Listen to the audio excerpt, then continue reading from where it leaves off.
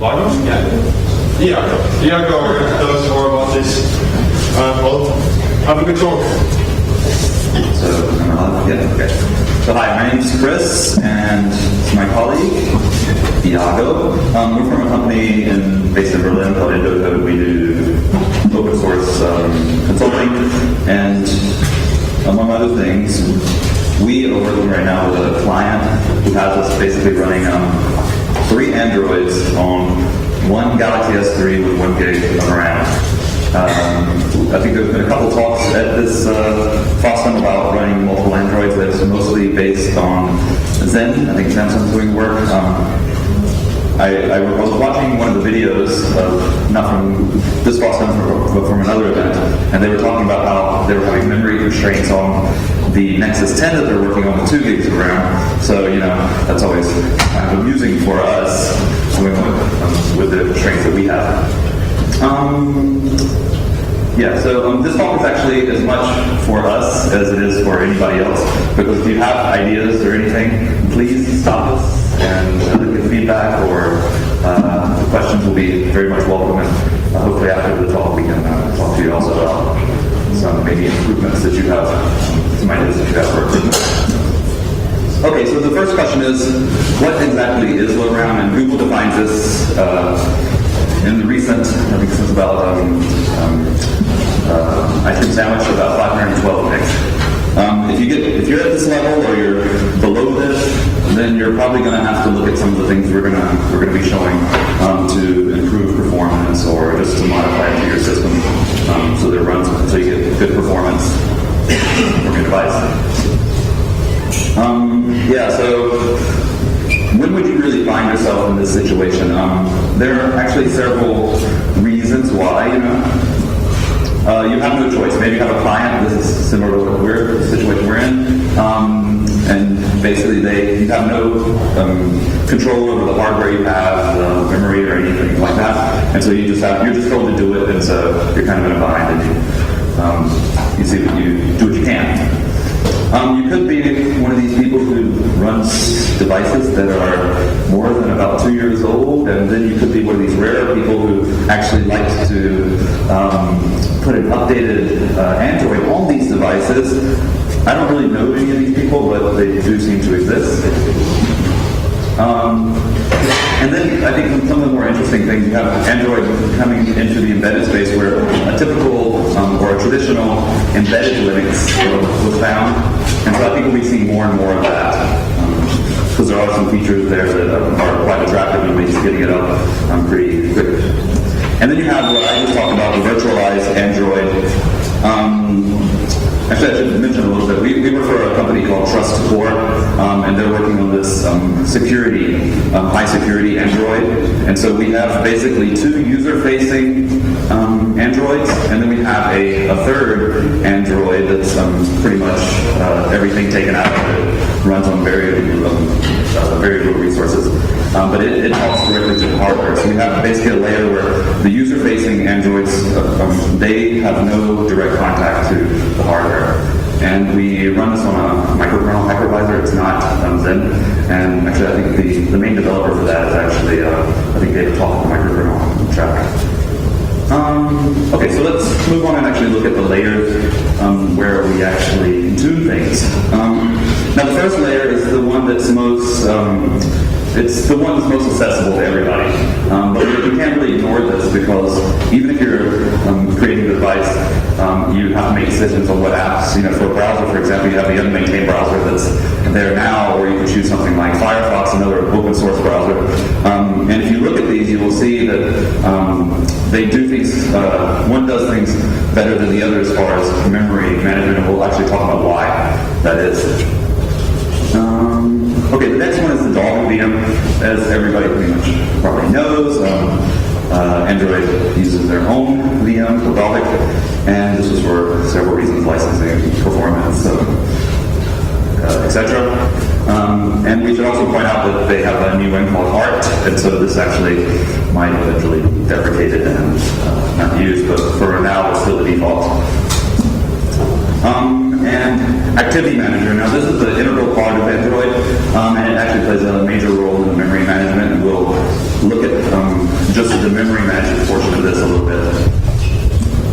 And then we have the Linux kernel. This is usually the bottom layer. If you're like us and you actually run a virtual machine, you have to have one underneath it to worry about. But yeah, we'll look at a couple ways that the Linux kernel, there's some additions from Android, but there's also some upstream. There's a lot of, Android benefits from what's in the Linux kernel as it is. Okay, I'm going to start with the apps, and then we'll go over to the Iago for the dollar. Okay, so the apps. It's important for everybody, actually, all the apps, to manage their memory properly. This doesn't happen all the time, or I should say, this rarely happens. But if your app manages the memory well, then the whole system will potentially be more stable. And so it's a good idea to do that. And we're not going to look at all these ways apps can individually manage their memory, but we're going to look at how the system tells the app what kind of pressure the system is under so that it can respond to that. And we're just going to look at it very briefly. So yeah, Google says you should implement on-prem memory to incrementally release memory based on the current system constraints. Now, on-prem memory, it takes a parameter, integer, and this is actually a trim level. And this will tell you basically how much pressure the system is under. You have two basic categories. You have your running apps, and then you have your cached apps. The cached apps are basically the ones in the background. And they're lower down on the LRE list to be killed if need be. And so this is roughly, we have it, this is roughly, the rows are basically for the urgency, and so, the moderate and the background for the cache. You could probably start doing something here, and you probably should, but really, if you get down to critical and complete, then you really, really need to do something. But yeah, that basically, memory complete means you're in the background, and if you don't do something very quickly, you'll be completely off the list. Oh yeah, there was that seventh one, and this is on a trim memory UI hidden, and this is basically when your app goes into the background and there's no visible UI. You can do things like freeing your views and freeing your bitmaps and things like that. Okay, so I'm going to hand over to Iago now for oh yeah, I'm sorry, there was one more.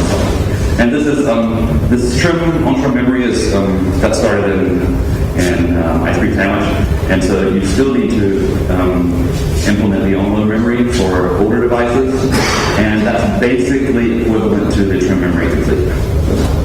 Okay, so I'm going to hand it over now.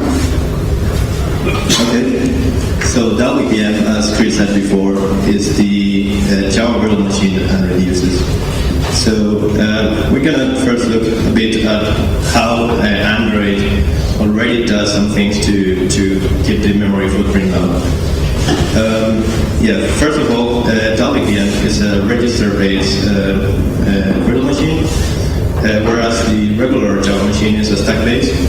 So each one has its fans. There's a bit of discussion, but in the register-based virtual machine, each instruction is more dense in the sense that you have to put two registers to work with, whereas in the stack you just push or pop one register. But it also makes the code a bit larger. But they say it's more performant, so that's what they use. And an important feature of this is that it doesn't use the Java class files and jars. It uses a format called dex, and this is a format made for, it's a very compact format. So the Java classes have a lot of duplication. For instance, if you have an interface, an implementator of the interface, and a user from the interface, it records the name 3 times in the Java class file. So Dex addresses that and makes some more optimizations about that. The gain of space is quite high. So a Dex file is roughly the same size as a jar file compressed, but the text is uncompressed. And that is important because text files can be mapped directly to the memory, so the kernel can keep the pages from the file if needs to be. Also, you might have seen, when you're updating Android, you see the style optimizing apps. And this is TextOpt. This program converts text file to optimized text file or ODEX. And it verifies that the file doesn't do anything illegal.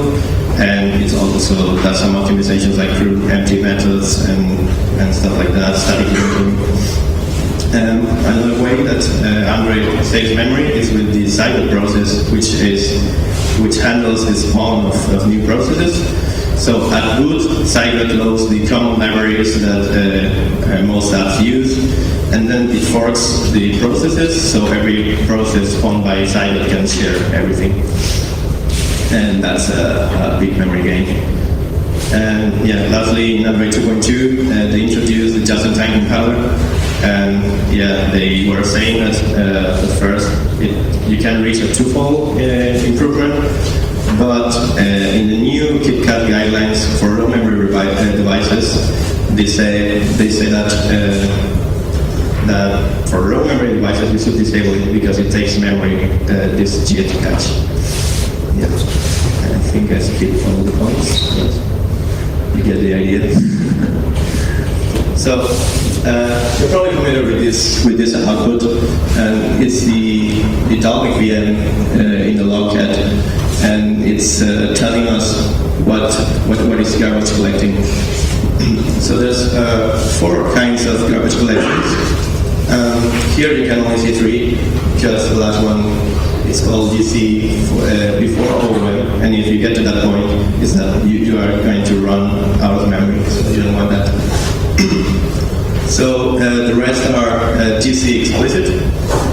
This is when you call explicitly the garbage collector. You can do that in your app, or the framework can do that. For example, when a binder connection gets dropped, it runs a garbage collection. Then there's GC concurrent, which is the normal garbage collection. And this runs when the amount of free memory goes below a certain threshold. We'll see a bit more in the next slide about this. And then there's GC for all, which happens when you're trying to allocate an object and the heap doesn't have enough space. So it has to do a garbage collection and then grow the heap to make space for that object. And how can you tune the heap so that you can put it the right way for low memory devices? Well, there's 6 properties you can set in product property overrides at build time. These are heap start size. This is the size that heap has when the app just starting. And then there's these 2 that are sometimes are a bit confusing. Heap growth limit is the limit that the heap has for regular apps, whereas heap size is the limit that the heap has when you declare a large heap property in your Android manifest in your app. And that's not very good, because if the heap is larger, your app's going to perform slower, but some apps might need this increased heap size. And the next one is heap target utilization, which is what the garbage collection routine uses for knowing when to do garbage collection. And it's clipped to 0.8, so if you put more, it will be 0.8 anyways. And the last 2 ones, heap min free and heap max free, is the minimum amount of memory that has to be free. So if you go below that, it will grow the heap automatically, and max free is the opposite. Now I'm going to talk about a bit JIT and why Google asked for disabling. You can read there. For low memory devices, we recommend JIT to be disabled entirely. Why is that? Because for when the JIT translates the bytecode to native code, it needs to store it somewhere. So Android has a cache for the native code in memory. And they say that if you disable JIT, you can save up 1.5 megabytes per process. Anyway, you need to test if it's really worth it, the performance, the loose performance for the memory. And it's funny because in our case, in our virtualized device, we found that we have increased memory, but also increased performance. But that might be explained because our system has a very slow I/O, and we need to investigate more of that. So I'm gonna hand over to Chris again, and he will talk about Tip Manager. Okay, hello? Okay. So actually I want to go back to the last point I was making about the trimming. We had found, and just to give you an example of apps that basically do it well and apps that don't maybe do it so well. So people probably know that there's a default browser in Android, and now I think it's unmaintained. Basically, Google's doing Chrome now for Android. But we found when we were looking we found that the browser was one of our biggest problems as far as memory users, and it wasn't really reacting to the memory pressure well. And we found that, for example, Firefox on Android was actually doing at least something, and it was basically it improved our stability quite a bit. So we're eventually going to be moving to that, which is quite nice. Okay, sorry, on the first slide, yeah. Okay, so Activity Manager is pretty much a central part of Android. It does a lot of things. We're going to basically be looking at very briefly at the way it orders your applications by priority, and then it uses this information that it's maintaining to basically tell the low memory killer, which apps have which priority, etc. Okay, so Activity Manager, it's always maintaining a list of the applications and the importance to the user or to the system. There are the most important are the system apps, and then there are the foreground apps, which have, of course, high priority, and then you have things like what are called acceptable apps that are running, processes that are running, and these are things like if you have a music player, it might not be in the foreground, but it's important that it doesn't crash because a user probably doesn't want their listening enjoyment to be interrupted. And if you see here, I should have probably put it, but this is actually, all these declarations are in the process list.java in the Activity Manager code. And so what you see here, it's similar to nice values. The largest number is the least important, and then the smallest number is the most important. Now these correspond to values that the Linux OOM takes for their OOM adjust about value. And we can see here at the top, you see hidden, KitKat actually uses the cache, because I guess it seems to describe it a little better. And you see at the bottom, it goes down to -16, these are system, or the system category. There is actually another value that's, if you use -17, that will basically say remove it from consideration of killing, because, and so it's taking it away from this management system, basically.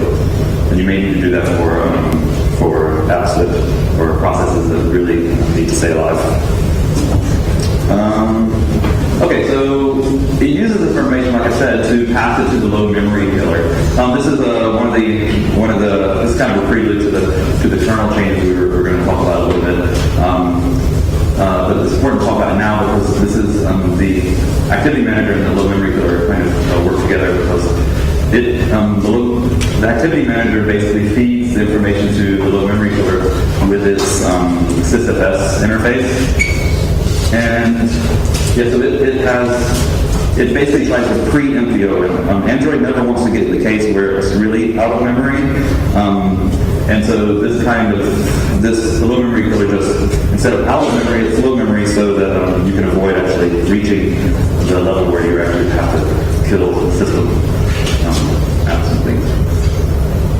Okay, so this is actually the interface we have, and if you do cat on these files, you will see these values. Now these correspond directly with the values that we saw that were defined before, the first level layer. Although I think if you print this out on a KitKat device, you will actually see different values because KitKat is now trying to use the more modern, instead of OM adjust, which is in the OM, which is the OM used to use, it now uses OM score adjust, I believe, which is what is current. The OM adjust is deprecated. There's more granularity in the OM score adjust. You'll see, I think, a maximum of 1,000. So yeah, and actually the low memory killer has changes now that actually if you feed it numbers like this, it will actually look for those and then adjust it to the newer mechanism.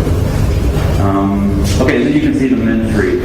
Min-free values, these are basically, these are pages, and so if it gets down below 10,000 pages, it'll start looking for the lowest priority apps to start getting rid of those that need to, and then so on and so on. So these correspond to category, and then at the point at which they will be considered to be killed. And this is also in the process list Java file, and you can see here you're basically defining which categories that these are for. So all this kind of works together. You can see this is exactly this top line is actually exactly what you feed into the adjust values. Now this last two, this min and the min, free low and the free high. Now Android in this file you have an algorithm that basically tries to find a nice value for your device. Our device is special, of course, because we have a very high resolution device, and we have very low RAM. So we did make some modifications to this, and so that we have something that ran better for our device. And so you want to know how this works. You can basically look at the dumpsys output, dumpsys mim-info. It'll basically tell you how your apps are categorized at a certain time. And you can see it starts with the most important and goes down. And so that will tell you how much RAM it's using.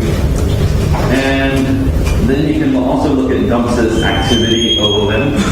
I should actually point out that for dumpsys mim-info, you can actually get the process name. It'll actually give you detailed information about the actual processes running. And on KitKat, they've added actually a couple more categories, which makes it a lot more informative. It'll actually tell you how much the graphics layer is using, how much native memory you're using, and things like that. And that'll give you a lot more useful information. Dumpsys activity OM, this is basically has three sections of that output. You have the OM list. This is the current list that we saw that we set before. And then it will give you a bunch of information about the process of OM control. You can see the second line in the output, or the third line, I guess, OM max. That'll tell you like the maximum as it can be. But then you can look over here. You can see what the current is. It goes off the screen a little bit. And so you can get a lot of information using this. And I'm actually going to be writing a blog post about detailed what each of these actually parameters mean. So if you go to our blog in the next couple weeks, it'll be there. And then you can see basically the garbage collector. You can kind of see what's queued up for the garbage collector. And so it's interesting output to look at when you're trying to debug while your system is running unstably. Okay, so I'm going to hand it over to Yago now. Okay, so lastly, we want to talk about the kernel. As we just said before, Android has some modifications to the upstream kernel, but it also benefits from the features that are there. Yeah, features that were added by Android are like weight loss, Ashman, and first thing is KSM. It's kernel same page merging. So this was a feature, it was thought for virtualized environments in the sense that when you have several virtual machines in one machine, you're probably going to have a lot of pages in memory repeated. So what this does is merge the pages that are repeated, and yeah, you only have one page really in memory. And this page is going to be read-only, and it's going to follow a strategy of copy and write. So when you write onto this page, you will get copied. So yeah, you will lose this benefit. Yeah, before we talked about Zygote and how it allows to share pages to the spawn apps. So this is more like the same, but the processes don't have to be related in a parent-child relationship. So it does with unrelated processes. Yeah. So this was added in the official KitKat for the maintainers of the device use, and you have to be a bit careful with this because when comparing pages, it consumes CPU. So yeah, probably you need to find the right values for this before enabling it. So how do you enable KSM? It's very easy. Just go to your CSFS and yeah, put a 1 there in the run, and yeah, put some values in sleep milliseconds, which tells you, which tells the KSM how much time should he sleep between scans. And you can also define the pages to scan, and so in each scan we'll scan 128, for example. And you have to find the right value for this. You have to test how it affects your battery and how it improves your RAM usage. And you also have to mark the pages as mergeable. And you do this with the madvise function and passing this madv mergeable. So ASP KitKat only does this in the mmap function, as you can see here, and only does it with private and anonymous pages. So that's interesting because in CyanogenMod they've been using this for a longer time, and they do it when the Zygote forks the processes, and they do it with the heap and stuff values. So that's interesting. And how do you find if it's working? Well, just ask our friend Damsis as usual.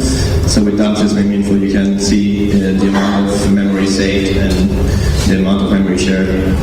And yeah, we reach values of like 20 megs, 25 megs in our device if it runs enough time.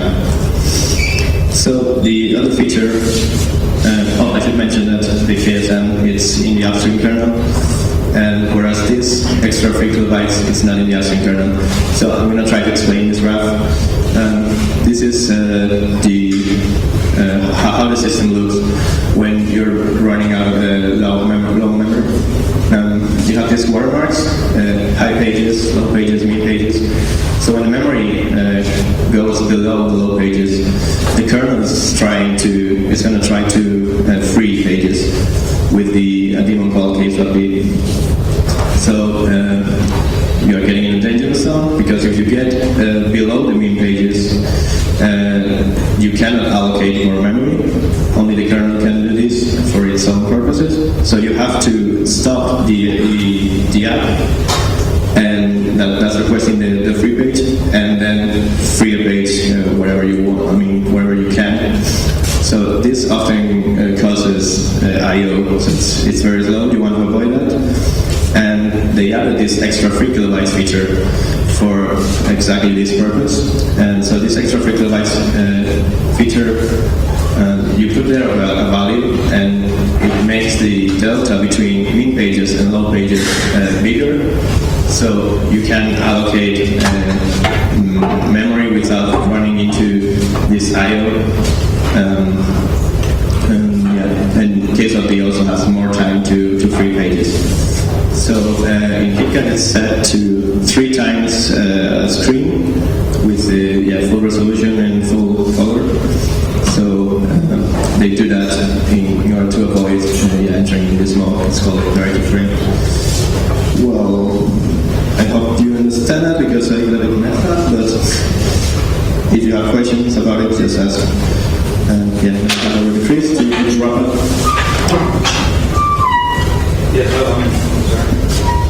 Okay, I should point out that so this is pretty much the end of our talk, but I should point out that we're actually not running on the FD, we're running on Signage Mod, and we're actually on 2.10.3.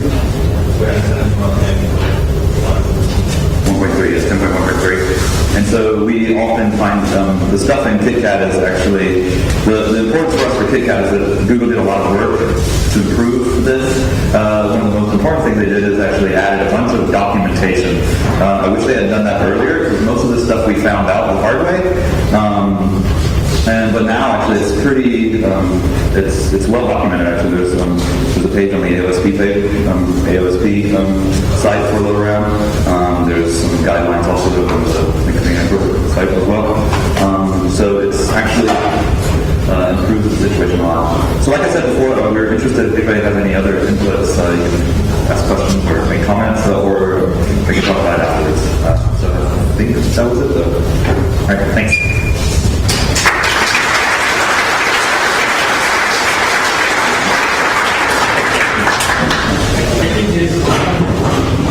You're close enough. I'll give you this. I think there is another option to optimize the memories that is Zebra, which can compress the... Yeah, and that's actually in their guidelines. And that's actually, that's in their guidelines. We found for our system, didn't really, we have unique characteristics of our system, and that was not something that was for us useful. Yeah, so, but yes, the ZRAM that's documented by Google as being helpful. Any other questions? Comments? Yeah. That's for future thing. There's the hashing the kernel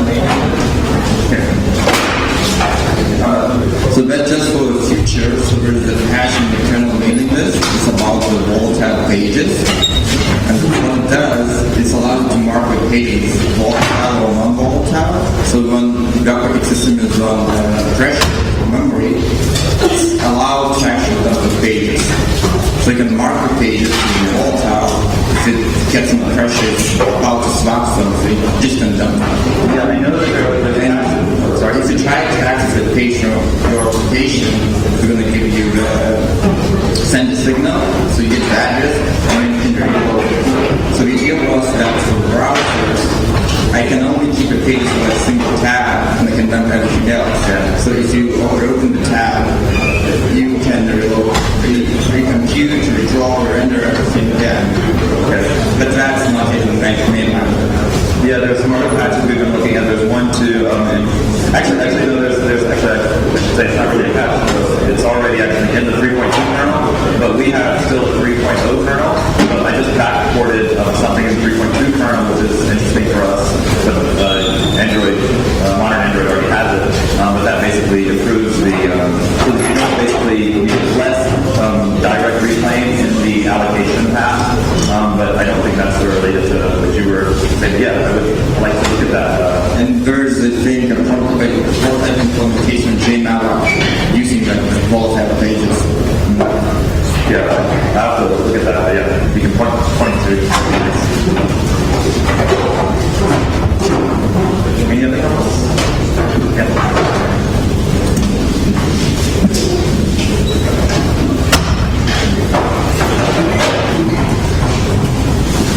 So, which was very interesting.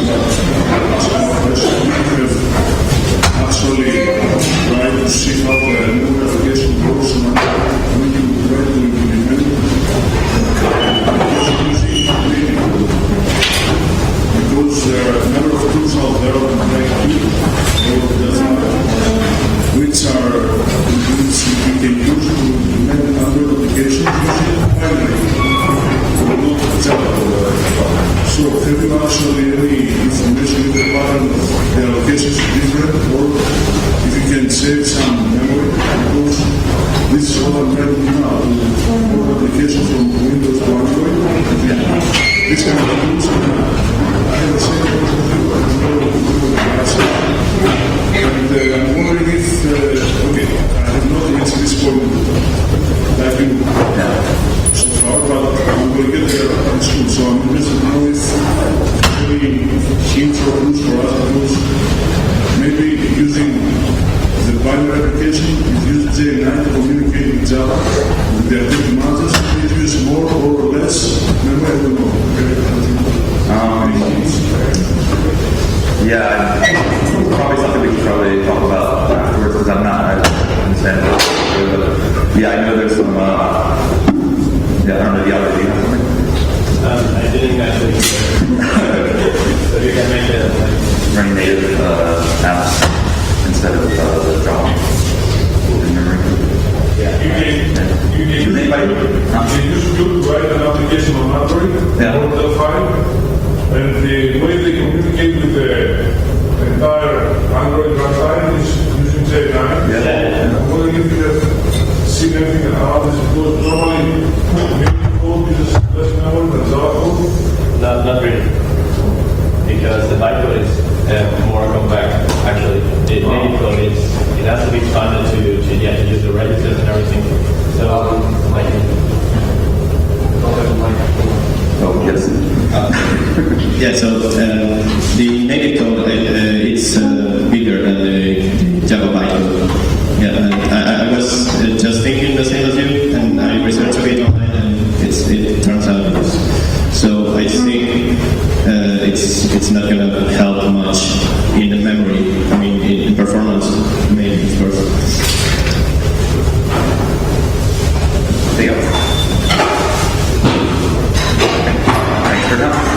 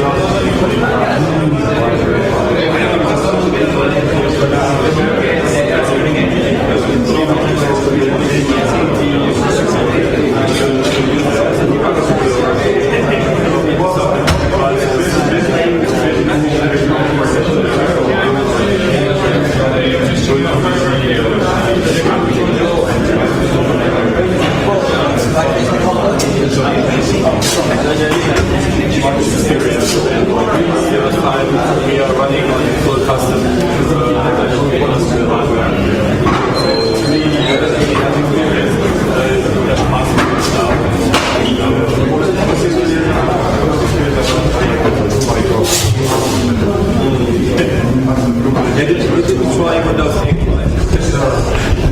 That's even worse.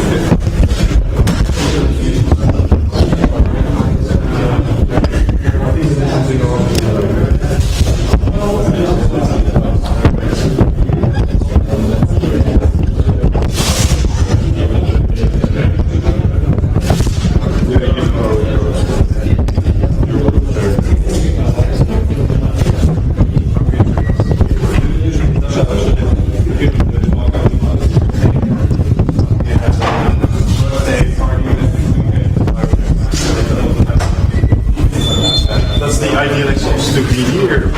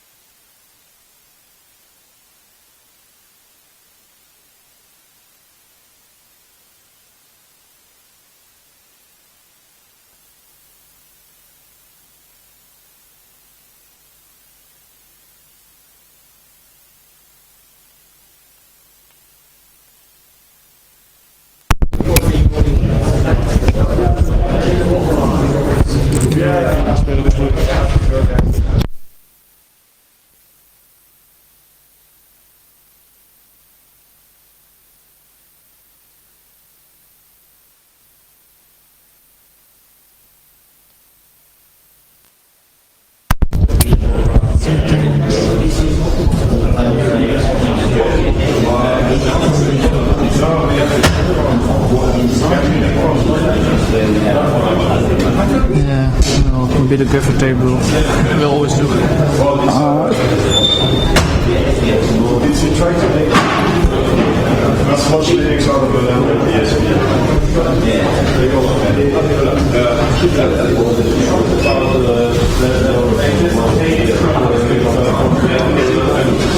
No, we don't just take the code from the vendor. I can't list it out of one of the all right. Well, we do usually with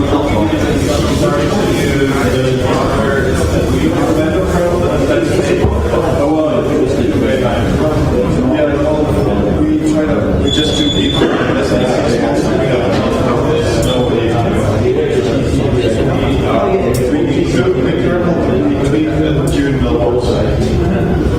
That was my reason.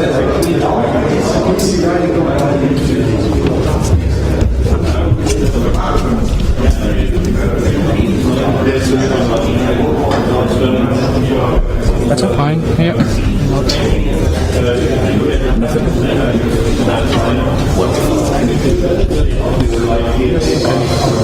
Yes, we did some backporting of the Peter. We couldn't backport the list.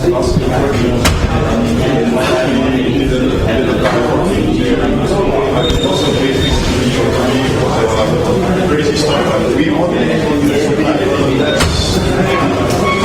under catches. We don't really care because we can't get any other catches.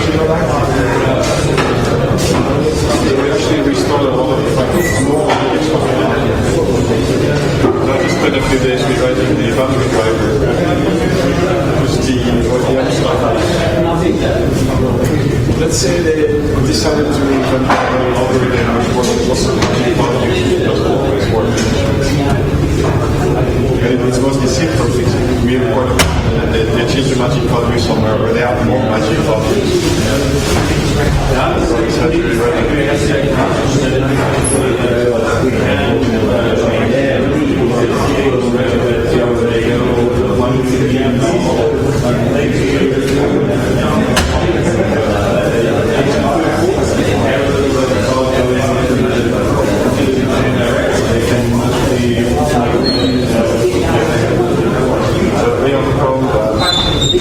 the platform is basically, of course, deal with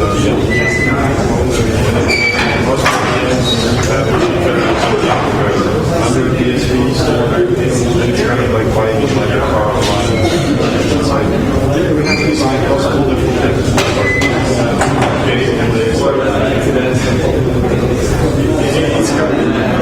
It's kind of like going online, I'll buy this car, and then you pick it up. On the other side, it's like in the yes, when you stop mentioned that the pictures only show the other side. It's pretty bad. Yes, they're quite different being a big number of things and like we remove the shit that has to be options instead of memory. So it's not video. Joysticks. PS2 mod. So we need to there's just this stuff like PS2 mod, it's like early 2000s. They go through very crazy. Then there are expected ones that work something that uses something.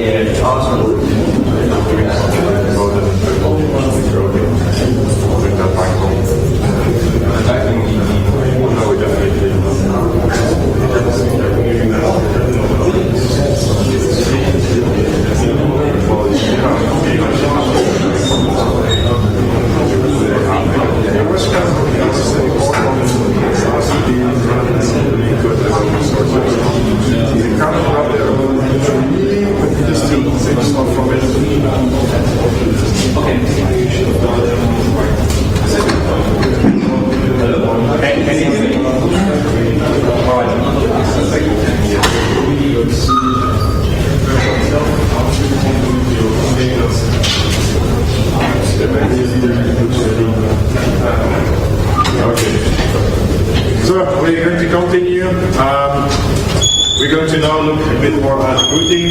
Routing out of Airbox. I don't know if it was last year also, 2 years ago. 2 years ago. 3 years ago. And now we're going to get an update about all the new features. And I'll let Robert explain all about them. Alright. Yeah, thanks for being here to my talk, which is about a short update about what we did in the Airbox project during last year. And well, in fact, you might wonder that in fact you want to put Linux for the bootloader, right? In the end, that's usually what people want to do, and if that's not the case, we are finished here. You can just ask questions, and we end this talk here. But in reality, there are some other things you need to take care of, and some other constraints in usual embedded projects. I must say that we are more or less working on embedded industrial devices, products, not so much on phones and other things you might want to associate with embedded Linux. Our devices are most times things like machine controllers, even machine interface devices and things like that. And in that area, there are a lot of interesting use cases where the bootloader plays quite an important role. And I will talk about those use cases a little later. For those of you who haven't worked with DevOps before and don't know the bootloader yet, I have a short introduction about what we are doing there, how it feels like, what the basic look and feel of the command line is and there. One of the main things we added during the last year, this is the free desktop bootloader specification. and support for the device trees.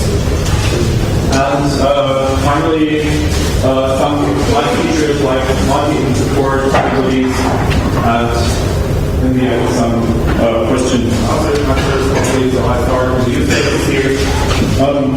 So what you basically do with the bootloader is that the first thing you're doing is that you load out hardware initialization. The CPU comes out of the reset, and you need to initialize some things like the memory, the flash, the PLLs, the clocks, and all these things. And after doing that, the second thing is that you need to fetch the kernel from somewhere. And this is where you need to find out what boot medium, which can be any of these here, depending on your use case and on your actual hardware. And when you fetch the kernel from the boot medium, you just call into the kernel and start it, and from there, an embedded Linux system is more or less like any other Linux system where the kernel starts and all the root file system and this kind of things. On an embedded device, you quite often have the use case that you need to present a nice flash screen, like here, somewhere in the hardware initialization when you're up and running and have the graphics running. Then you need to show a flash screen here, and manufacture kernel in the background, and you don't want to have it flickering or blinking or anything like that. And when everything is finished here, then you just pull into the application, and the application starts and takes over. So that you just switch on, have the splash screen, and then it moves on to the application. I have a short demo here, short video out here. I hope that works. And you can see when it's at 0, we switch on. On the left side, you see the serial console of the device, and here you see the splash screen, and then 5 seconds after power on, the main application, this Qt application, takes over. And you see that the login, I'll show it again, the login comes even some seconds after the application is already working. So at 0, it is starting, switching on, console, bootloader, splash screen starting, system D, application running, and then over there you can see some seconds, the login comes, serial console. So this is basically how such a device works. What you're seeing here is a 500 megahertz ARM 11, NX35 from Freescale in a real customer device in that case here. And this is basically one of our scenarios we have here. Another use case we have is that when the hardware initialization is done here, in some cases we have a decision point here in the bootloader where we need to decide if we boot one of 2 different firmware slots. Like for example, if you're normally running from here and you're doing a complete image update of your system in field, even without network connection or even without permanent network connection, you download an image or a data image, you put it into the second firmware slot, and then you just boot the other one, for example. Or another scenario, another use case is that this might even be more than one firmware slot, firmware slot A, firmware slot B for updates. And if something fails, if something goes wrong with the main control application or something like that, then you might just decide to go into some factory default or into some emergency Linux which just shows a splash screen which says, well, contact the service technician or something like that. So deciding between different firmware slots is an important thing, and in most cases this really needs to be done with the bootloader, because all the rest of the system can be exchanged during the firmware update. So the next thing is a short introduction to the Airbox. When we bought Airbox from U-Boot in 2007, there have been a lot of things with U-Boot we have not been really happy with. And basically it was that U-Boot is very much written in a microcontroller-like fashion. You have a lot of configure, a lot of defines where you can do things on compile time, and you have a lot of things which are really different from what we have learned in the Linux kernel during the last 10 years or so. The Linux kernel got up a lot of new good ideas about how to write C code, how to make it well tested, how to do things in a really good way. And we tried to adapt these good ideas and take them from Linux and bring them into the bootloader space. Another iteration was POSIX. When we first started with DevOps, we thought that there are a lot of things which could be more POSIX-like, like normal command line or all these things. And when we tried that, it really helped a lot, and we got rid of a lot of strange things in the U-boot, which made a lot of problems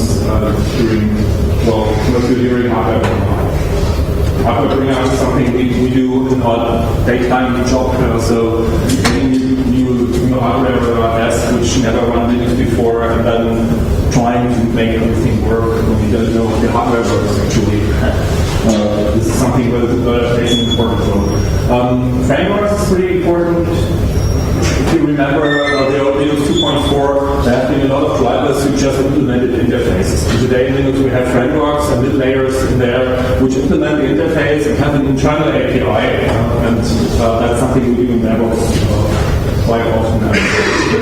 File systems is also something we have in DevOps these days. We just borrowed the Kconfig frameworks from Linux, which gave us parallel compilation quite easily and all these things. We have a standard shell, one of the difficult shells, where you can use commands like copy or ls and all these things. We have real scripting, and so basically the idea is to get the best of U-boot and Linux and mix that together and still do it bootloader way without interrupts, without having things in parallel and these things. So here's a typical startup from DevOps, how it looks like. You get a binary here and some messages about hardware stuff, and then this typical countdown here. Even that is scripted in DevOps, can be thrown away, you can do it differently and all these things, and then we get a command line and can do things here. We have our file systems, basically the run file system which is mounted to Slash with real mount points and things like that. We have the device file system mounted to that, and the environment that's copied to that path here. And then we have a standard command line that very much feels like Linux. So if you're doing Linux usually, and you're doing bootloader stuff, then this will feel really familiar. From time to time you do things like typing Vim or something like that. And sometimes one really forgets that this isn't the real Linux. And you can do things like that and see things here. And, we have device nodes and that here, you can see this. And one really important thing if you bring up hardware is that you are able to access memory. Look around, look into registers, try to find out what's going on, things like this. And what we are doing here is that, for example, there's this MD memory dump command here that usually works on that RAM. You can just look into the ROM bootloader of that processor here, and if you don't want to access the normal physical memory, you can also use one of the other drivers available, like in this case here, one of the Ethernet files. And if you add the word switch here for 16-bit access, you can see that you can just access the 16-bit word register this file.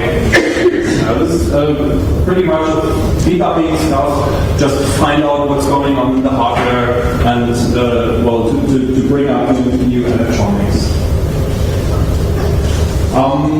One of the most interesting concepts is that if you have a file system, you can just start copying things around. You don't need any special commands for that anymore.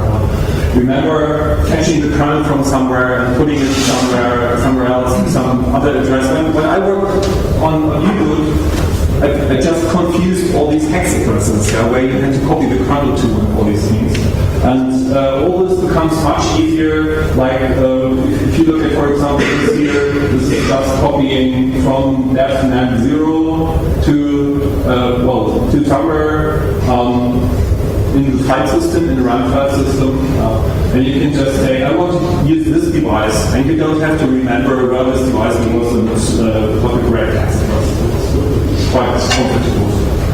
It's also possible to add partitions, like, well, when the kernel starts, it usually needs some idea about how your flash is partitioned, NOR flash, NAND flash, all these things. And we have an add part command in DevOps as well, and you can just give it a string here, which specifies layout of partitions, and DevOps is able to access that, and it's exactly the same setup. Like what the kernel needs, you can just take that over to the kernel command line and continue there. Quite comfortable as well. Another interesting concept is device variables. For example, a device like the first Ethernet device here can just have parameters. If you use the definfo command here, you can call definfo ETH0, and then you see what the driver outputs for this device, and here you can see what kind of parameters it has, like the IP address and so on. And you can just set it like a variable, like this here. So setting variables for devices is quite easy.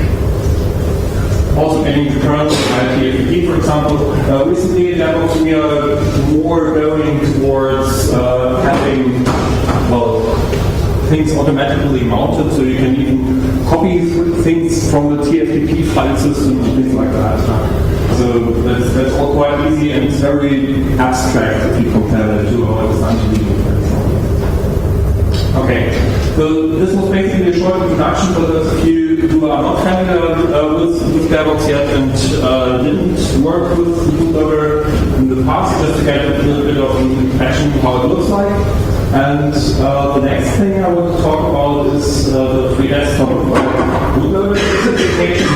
And if we remember this image here, where we actually started the system here, came to the decision point, and then wanted to call into one of these, well, call it distributions or Linux systems, then we have one problem. When you have actually started the kernel, then it's quite clear how the next steps look like.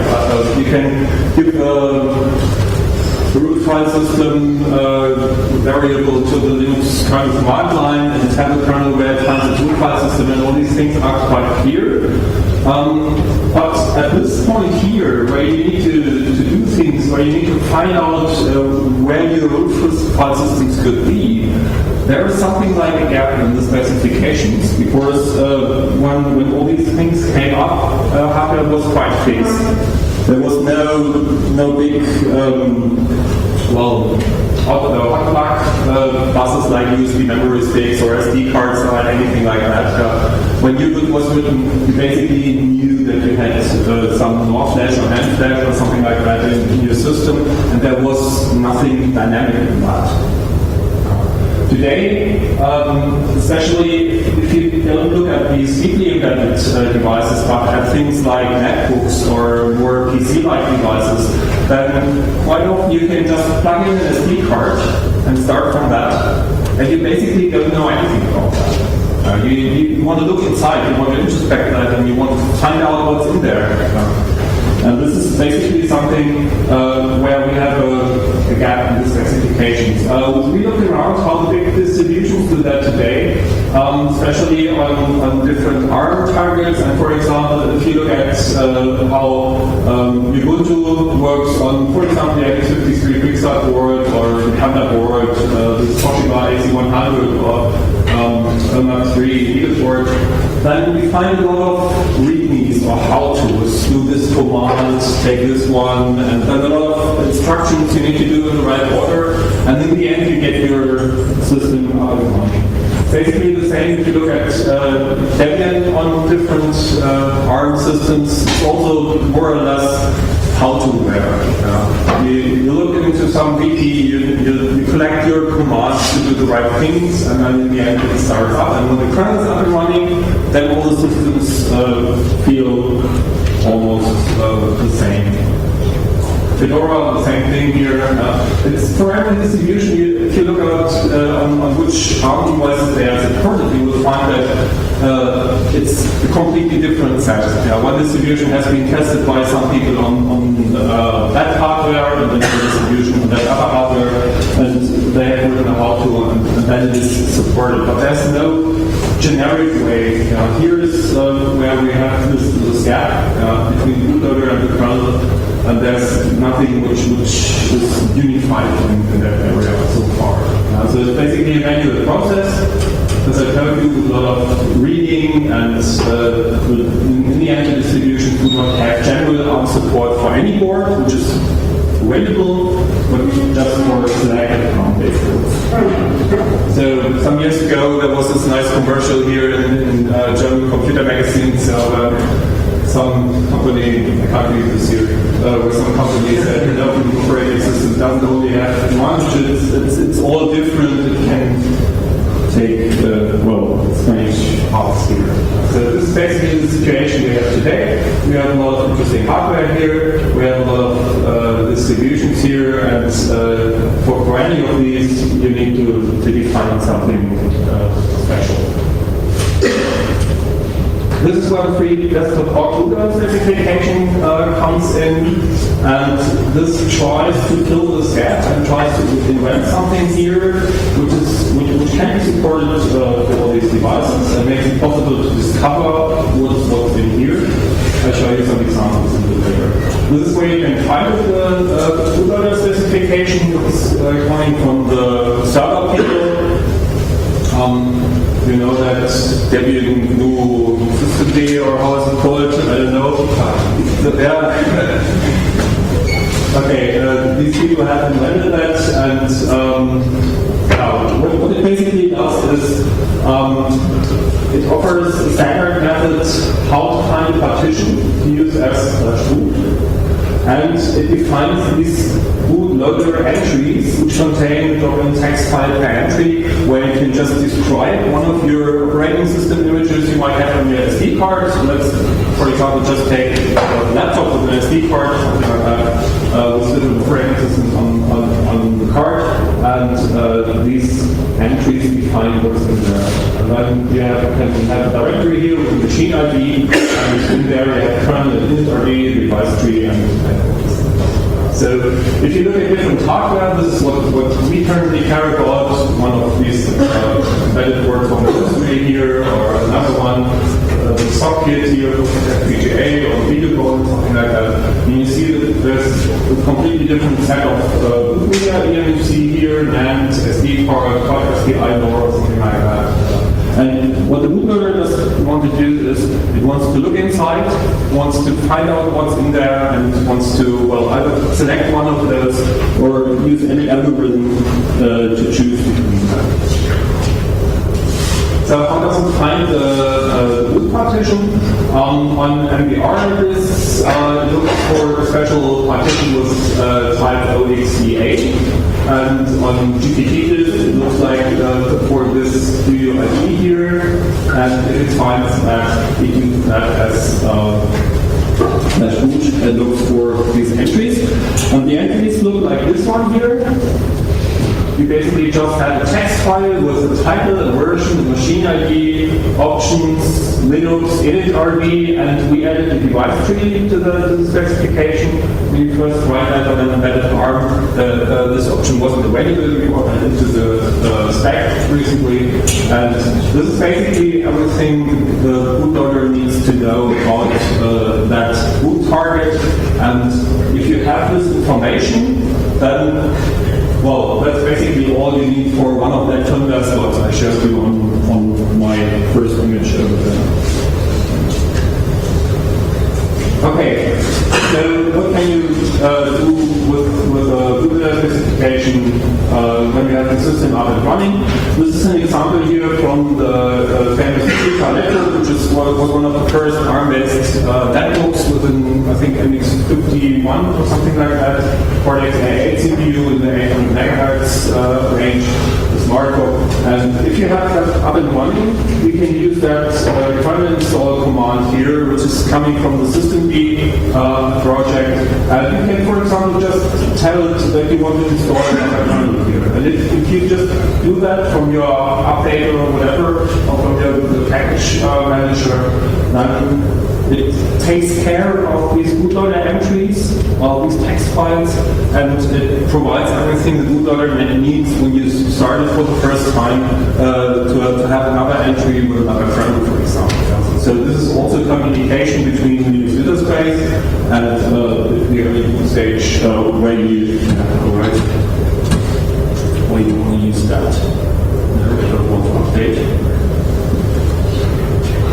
Alright, so basically we have a simple configuration file, like if you remember props.menu.list in former times, and we have systemd support for bootloader stack with a prime install script, and so you can just install multiple distributions in parallel. You can have Fedora and Debian and Ubuntu and whatever on one medium.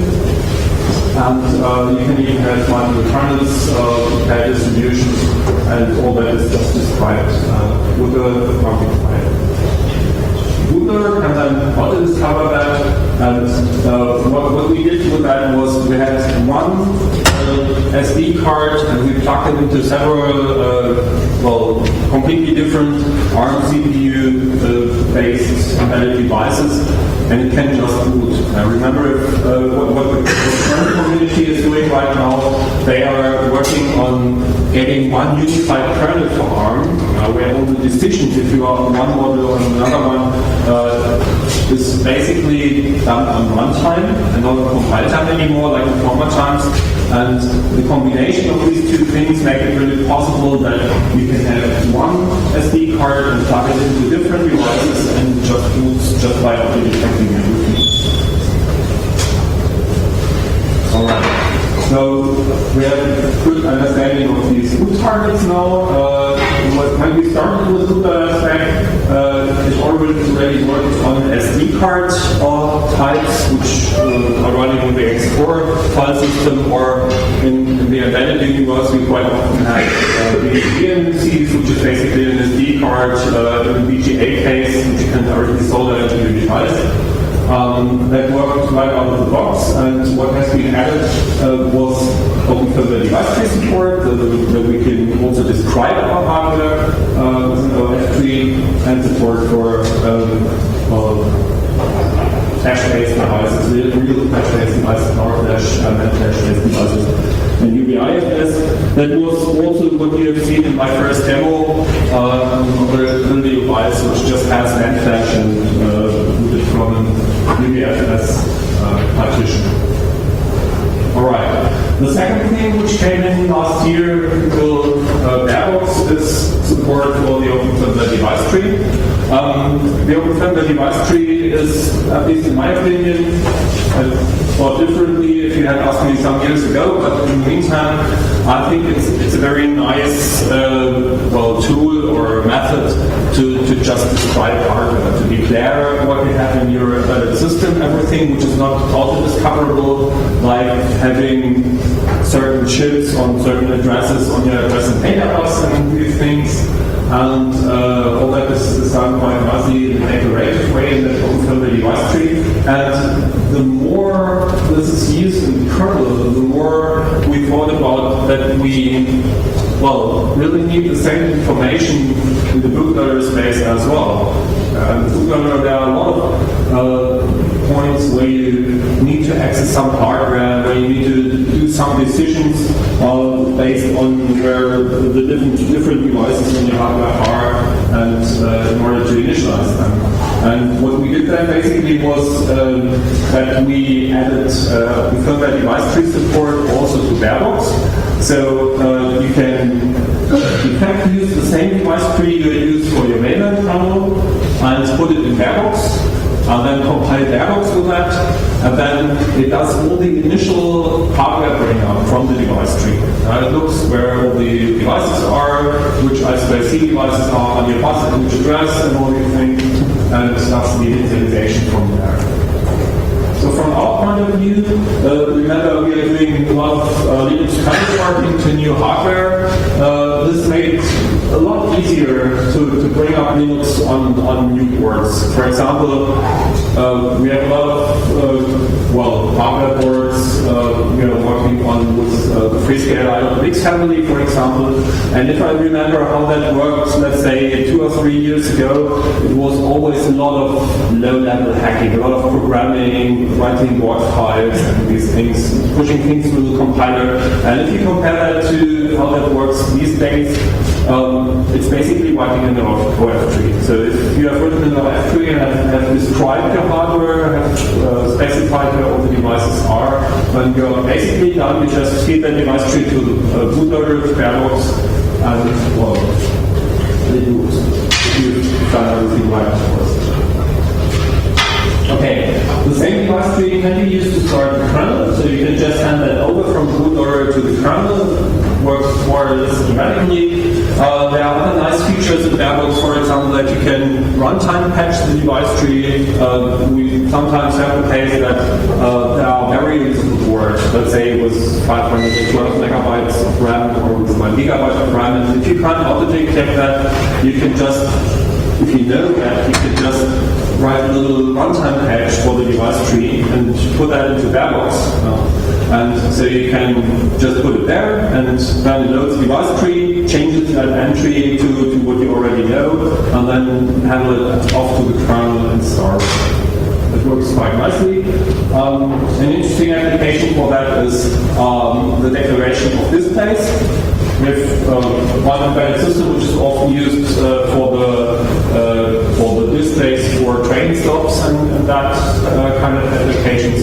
And what happens there is that if the display breaks and needs to be exchanged, and the technician goes up there and mounts a new display, and well, he doesn't know much about software, right? He just knows how to screw the display into the case and all that.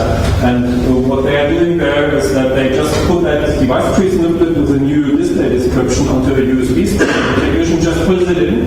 Barebox just reads that description from the USB sticks and runtime patches that into the OF tree and starts over. And so the technician doesn't need to know anything but how to plug in the USB stick and get that description.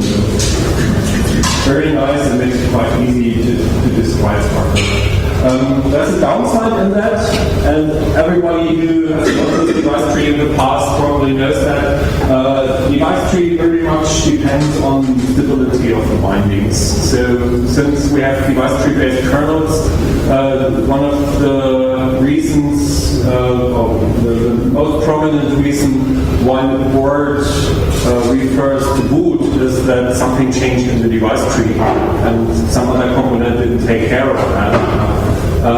The awareness for that grew quite a lot in the kernel community recently. The kernel developers are really taking care of not changing those device tree bindings. It doesn't work in any case, and still a reason for boards and booting these days, but it has become much better than if you look 5 years ago.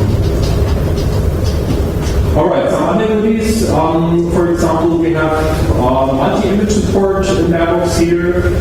With multi-image support, it's easily possible, difficult to read here, it's quite easy to build multiple images from the same config.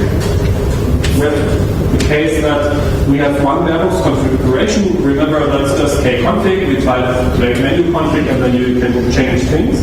And sometimes you have a whole family for different devices with different CPUs, single core, quad core, dual core, or something like that, on a X6, for example, or boards which are just a little bit different. Then it's possible, like with the kernel, you can switch on all the different variants in kconfig, and the build system automatically builds a lot of images out of that in one. It makes it quite easier to have just one compiler and it generate a lot of other things, have quite a lot more better compile coverage and that kind of things. And for these auto-detectable devices, there's a nice detect command now, so that on introspectable buses like USB or SD, we don't know before what's in there. And usually you have the situation that if you look on any boot what's on that USB bus, for example, this needs quite a lot of time. If you want to achieve fast boot times, like in my video, with 5 seconds up to the point where the application is running, then you usually can't probe all the possible buses, SD cards, and USB until then. And for example, in that case, I told you with the train displays, what it does there is it looks if a USB stick is connected, and only if it is connected, it runs the tag and looks what's in there and tries to do something, and all the protocol level initialization, these kind of things. So that's also quite nice. And we can, for development requirements, you can mount all the devices at once with Mount-A. And this is quite new. This is an excerpt from the Penguintronics internal IRC from Friday evening, Friday night, now Friday evening here, and where one of the colleagues here is working on this television DVB-T device with an MX27 CPU on it, which just has a television receiver on one side, a network on the other side, and you can stream television to the local network. And on this device, he's working on NFS version 3 support in Barebox. And as you can see here, you can have a look at the file system on the server here. NFS version 3 is pretty important for us, because if we have that, we can basically get rid of the requirement to have a TFTP server for development. I mean, if you're doing bootloader development, in most cases you will probably have a TFTP server running, right? Because you need to fetch your kernel from somewhere. And you can do the same thing with NFS. And the interesting thing there is that you can use the user space NFS daemon, and you don't need to install anything on the development machine anymore. Installing things on the development machine is usually something where you need to do a lot of things correctly. Choose the right TFTP daemon, that's not an easy task sometimes. There are so many different ones with different bugs and different features, and we try to get rid of that. And well, we're also working with PDXs that cross-build system, and in PDXs we have a feature where we can just run a command and then expose our root file system via NFS root, and now we can also expose the kernel via NFS version 3, all from user space without needing root access. And then the board can boot up and do more things. So it's quite new to today's world, not even in the repositories yet.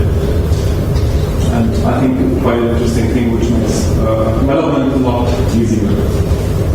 Alright, so if you want to try that, here's the most important communication channel. We have the website, www.barebox.org, IRC channel, and Freenode, and we have this mailing list here, which is the main communication channel, basically, where you can send your patches, your git tree, and all that. You can find that on Barebox.org. Alright, that's my talk. Thanks for coming.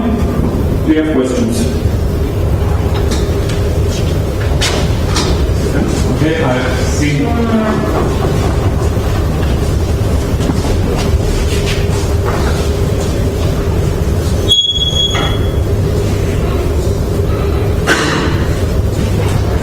I've seen that you have also firmware update support in Barebox. Could you elaborate on that? Firmware update in which sense? I mean, writing a kernel to some... I've just seen a menu option in the configure menu of Barebox, I don't know. I don't know exactly what you mean. Maybe it's just something we can look later on and have a look at the sources.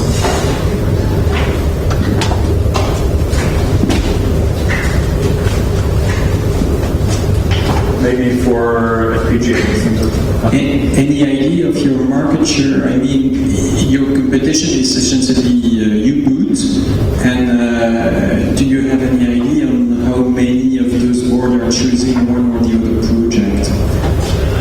Well, basically the thing is that we don't really see that as competition. I mean, it's all open source software, and for us, one of the most important things behind doing this is getting our problems solved. So we usually look at what other projects are doing. We are looking at what U-Boot is doing. We are looking at what the kernel is doing from time to time. I mean, that's a nice thing. It's open source. You can just look what other people are doing. Just take something from there, port it over to your environment, and the other way around. I don't see this as a concurrent situation or something like that. It's just all this vibrant open source community and where you can, well, not invent everything from scratch, but, well, a lot of this wouldn't have been possible without you being there.